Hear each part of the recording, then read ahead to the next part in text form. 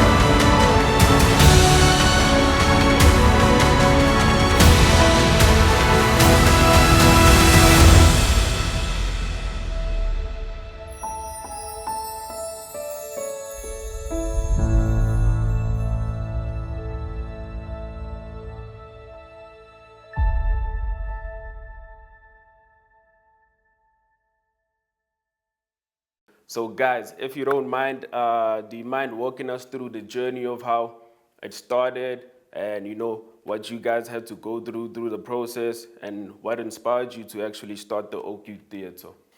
Well, we started the youth theatre back in 2015. Myself and my dear friend Cameron Buerta, who's now Taryn's husband. It runs in the family.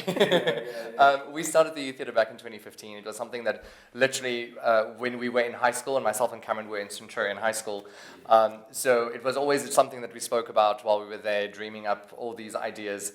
And I can remember sitting at his house on his bed, and we were going, no, come, let's write things down. So we wrote ideas down. We started getting everything together. So in 2015, we had our first production, which was Alice in Wonderland. It went very well, and from there, it took us all the way, and here we are 10 years later. So it's really been quite an incredible experience and journey for us. It was amazing where all of us are also professionally in the industry with regards to the musical theatre industry in South Africa, which is actually quite elaborate. So I went on and did a lot of international tours with musicals, and due to that, I wasn't able to fully be at the youth theatre. So in order to fill the gap, that's where Taryn came in. And she took over, and I have to say, Taryn really helped us to get to where we are right now with regards to quality and the kids and the camaraderie and the company culture that we've been able to establish. Yeah. That is fantastic. So could you please walk us through how it has grown over the years? I think you can add a little bit more there than me at the moment. Sure. So when we did Alice in Wonderland in 2015, we started at the Unisa Little Theatre, which is a lovely, lovely theatre. And then in 2016, we got the opportunity to go to a slightly bigger theatre, which is Atterbury Theatre. And that's sort of been our home ever since. We also managed to grow the company in terms of cast size. I mean, Alice had how many cast members? I think we had like 20 odd. Yeah, whereas now, 10 years later, we're looking next year at a cast of 50. Wow, oh, that's a big gap. It's a nice growth, and it's great because the more kids that we can have in our shows, the more people we can train, the more people we can work with, the bigger the impact we can have. That is true. So in terms of empowering the youth, what would you think your impact has been so far? It's been amazing to see and to hear the stories, especially from parents as well. We've also been involved with school productions like school reviews and those kind of things, and it's always amazing to see how the arts really have an impact, not just on the personal development of the child in the sense of like the sociability and those kind of things, but also from confidence and even focus with academic work. I can remember I did a study once while I was busy working with like a school. It was like a holiday camp thing. We were doing a production basically over 5 days with the kids, and how the parents were saying how they were so blown away with how even the kids became more kind to their siblings, and how they were willing to, like, they had energy and they were willing to help with the dishes and do the chores and get focus on by just participating in something that's a little bit different, but at the same time we are quite focused on discipline. In order to really put a show together, discipline is very, very important. So the kids learn a lot in that regard. So it's amazing to see what the personal development is and the impact of that is with the arts. That is one powerful message. And in terms of one of your most memorable highlights throughout the years, which ones would you mention? I think, so we took a bit of a break with COVID, because I think everyone took a break with COVID. Yeah. And we can't exactly expect a theatre to be filled, so we couldn't do a show 2020, 2021, 2022. Yes. Which was really sad. So we came back in 2023 and we did Snow White, which was lovely, at AfriForum. And then 2024, I think, is a very big year for us because we did Shrek. And we were back at Atterbury Theatre. It's the first time we actually bought the rights for a musical. Normally we write our own. And because we bought the rights, and Shrek is such an iconic movie, everyone knows Shrek, everyone knows the songs, the characters, you can't really mess it up. So we really had to up our game in terms of costumes and design and just everything, and I do think we managed to do that. We actually managed to get an Alegi nomination for that show. Really? Yeah, which we were very, very proud of, and the kids did fantastically. So I think that's one of the most memorable moments we've had with the youth theatre. That is awesome, guys. And then, can you please explain the story behind the 10-year celebration legacy? And, for people who want to attend or people who might be interested, do you mind explaining the whole notion behind it and the history, how it came about, how you guys started conceptualizing the whole thing? Could you please run us through that? Yeah, so we're very fortunate that a lot of our alumni have actually gone on to work in the industry, which we are insanely proud of. And so we thought, it's 10 years, it would be lovely, A, to celebrate that, and B, it would be lovely to actually bring our alumni back and get them to perform, not just for themselves, but for the current students to see, this is where they started, and this is what they've grown to, and this is what you can do as well. So the showcase it's a bit of an amalgamation of things. It's got alumni coming back to perform, which we're very fortunate to have. We are also, as creatives, like Stefan said, we're in the industry, so we are actually performing with the kids as well. And then we do workshops on a Saturday, and we have all of those students performing as well. So it's a lovely combination of our past and our future and our current all together. So it's going to be an amazing, amazing show. It's got some solos, some nice big group numbers. I don't know what else. I'm very excited about the fact that we're literally paying ode to the shows we've done. So all the numbers that we performed will be numbers from all our shows that we've done over the 10 years. So we do 1 or 2 numbers from Alice, and we're doing Snow White, and we're doing a bit of Shrek, and we're doing a little Beauty and the Beast. And so I'm quite excited about that. I was busy putting a video together for the event, just going through all the footage of all the shows, and you can't help but get very nostalgic and a little emotional to just celebrate what we've been able to put together, but more than that, to celebrate how much we've grown and how much the kids have grown. I think to add to what Taryn said earlier about our growth and how big our cast is, I think what's been more rewarding is almost the influx of interest when it came to, as soon as we send out our auditions, suddenly, I think last year and this year, we've had such a massive influx of kids where normally sometimes it gets to a point, even with our workshops this year, when we used to do workshops, we would maybe have, 5 kids, maybe 10? 15, and suddenly now we're sitting with a group of more than 20 in our workshops, and it's really amazing, also allowing us to remind ourselves we are a training facility. That's our mission, that's what we want to do. So the shows are there, the shows are great, but it's not all about the show. It's more about the training. So being able to see and get the opportunity to take a child in the workshop process all the way to get to a point where they are strong, confident, and skilled enough to really put up a very, very great quality performance. And that also then adds into the alumni being able to go to the universities and be able to become professional. So it's really quite amazing for us to see how something that was an idea back when we were in high school, that it really has started to become a reality. So in terms of, the alumni you just mentioned, are there any notable ones that you'd like to mention, that have had an impact in the industry or made something big of themselves? Not to sideline the rest of them, because I believe, everyone has a place in the world, but do you have a few that you could possibly mention or give a shout out to, that have made something out of themselves? Absolutely. I think the first one that pops to mind is Jackie Lulu. Now, I've known Jackie since she was about 12 years old, and she was in our first production of Alice, where she played the March Hare. Then in Cinderella, she was one of the stepsisters. Then in Snow White, she played Snow White. But then she went on to, I believe, at Lambda Academy down in Cape Town, where she studied, and she's now full on in musical theatre.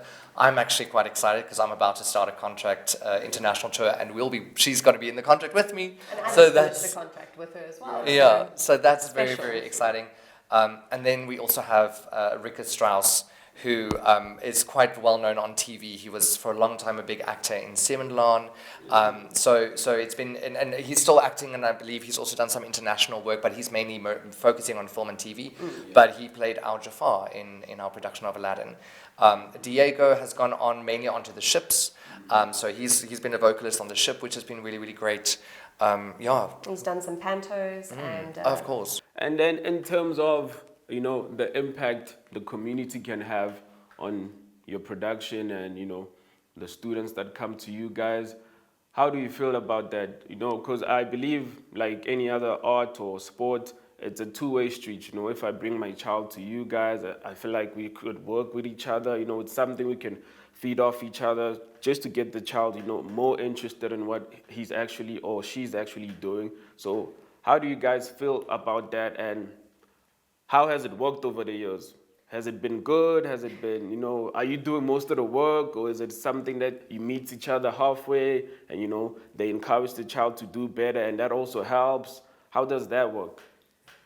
So we encourage we foster a very family-based environment at Oak, not just with the students, but with the parents as well. We love the fact that we have had lovely relationships with our parents, and it shows like around about showtime. We try throughout the year not to bother the parents because we know they're running their kids around like crazy. So we try throughout the year to just drop your kid off on a Saturday, fetch them on the Saturday. But when we have like a week where we call Tech Week, which is a week before we move into theatre, and those kids are at rehearsals from 8:30 in the morning till 6 every single day, Monday to Saturday. And that's where we sort of put everything together. We bring the sets in, we do costumes, so we do everything. And we have some parents that, like this year, they were lifesavers. They come in and they quickly sew for you, and they help you build sets, and they paint, and they are absolute lifesavers. We could never, ever do what we do to the standard that we do it without the parents, and we are very grateful that we really end up with lovely parents. So parents, brothers and sisters, they make a huge difference. We've even had brothers and sisters come to help us backstage during the shows. So in that regard, sorry if I can take over there. In that regard, it's been really amazing.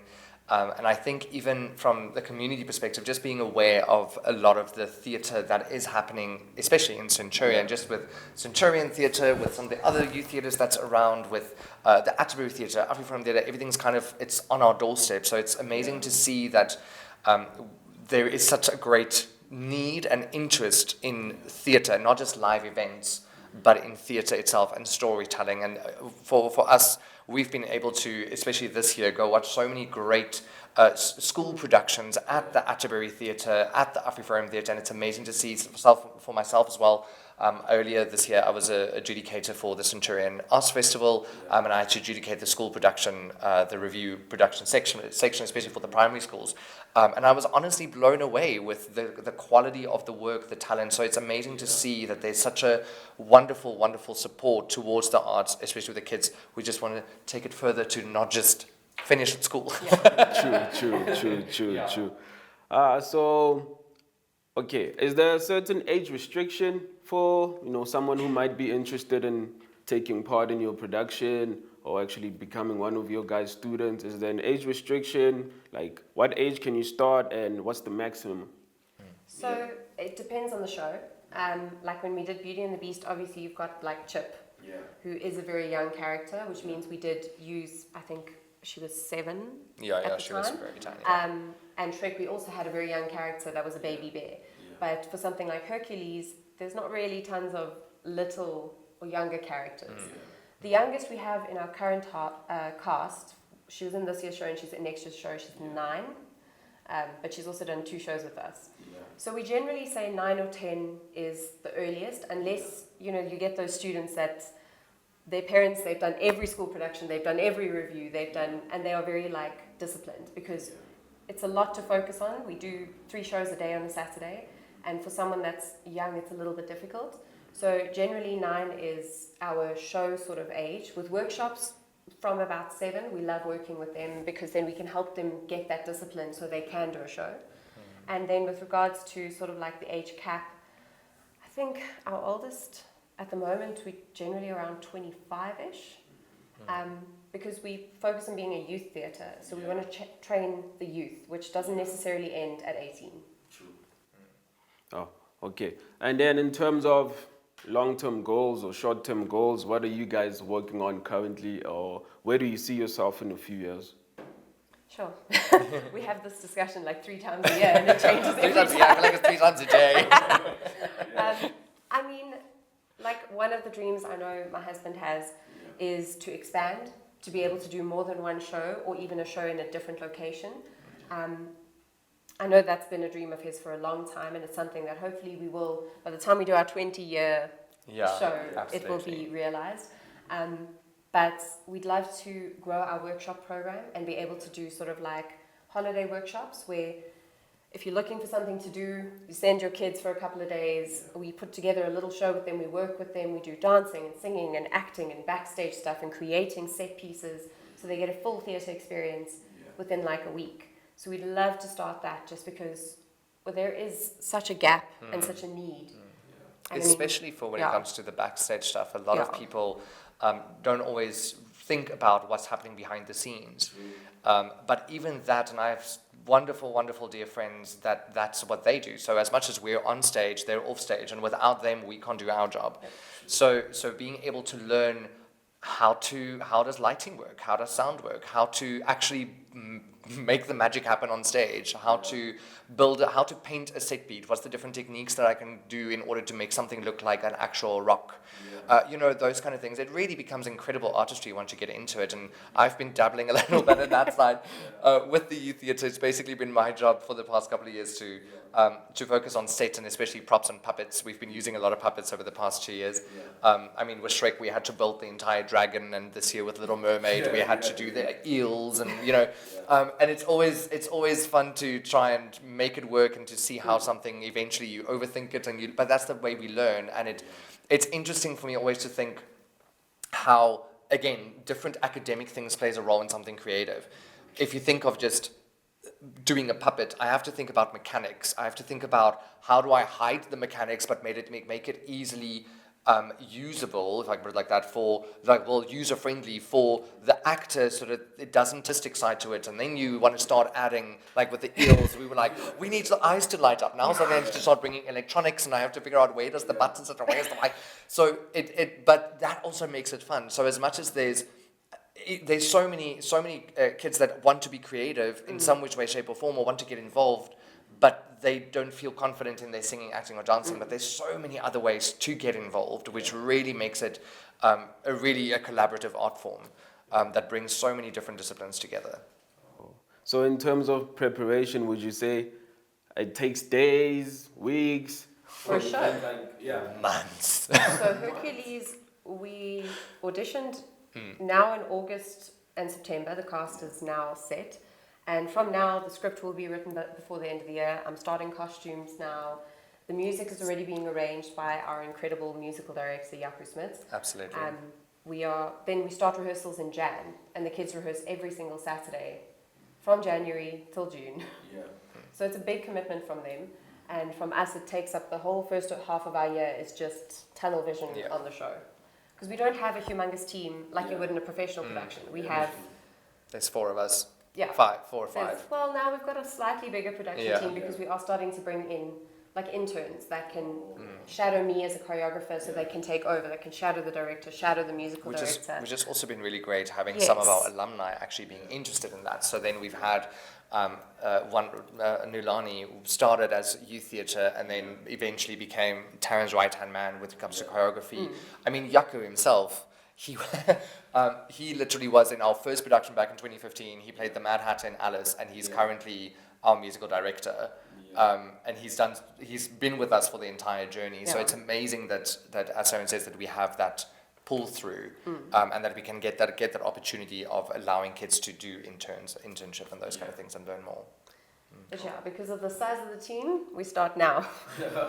Yeah, that is true. That is true. You have to start somewhere. So in terms of the particulars for the event, do you mind giving us the date, the time, and how much the tickets are going to cost, and any information you think the audience might need?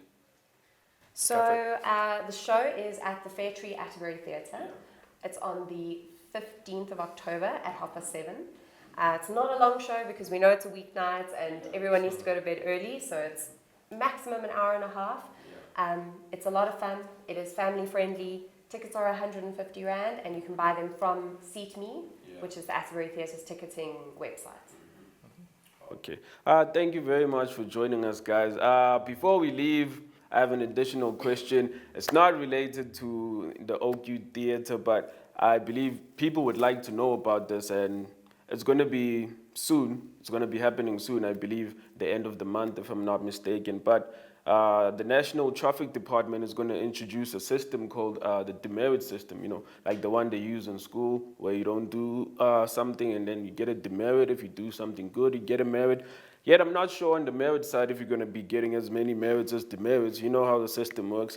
They have to benefit, and you, on the other hand, are on the loose end of the string. So what do you guys think about that? Because I believe it's going to be a system based on if you are caught with your license disc behind, or if you're driving beyond the speed limit, or if you break any laws that are already there, you're going to get demerit. And the more demerits you accumulate, they could even take your license, apparently. So what's your take on that? How do you feel about that?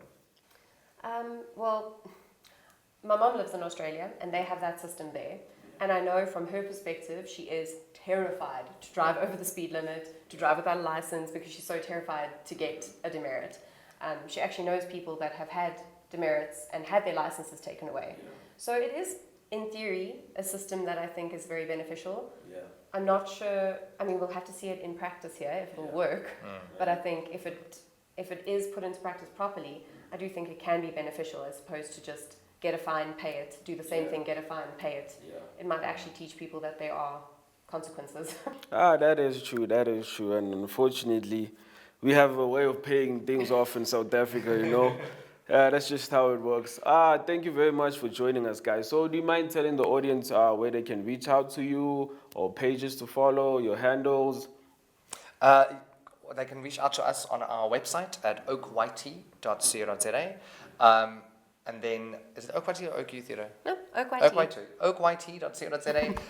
And then we are very active on our social media handles, predominantly on Instagram, which is Oak Youth Theatre, written out. And then on Facebook as well, we have our Facebook page, and we always also share all our events on our Facebook page. So please feel free to reach out there, contact us. We'd love to hear from you. Thank you very much, guys. It was so fun having you guys around, and we hope to do this soon again. Thank you so much, Taryn. Thank you so much, Steph. And this is Carly Bohopa from We Are Centurion, and signing out.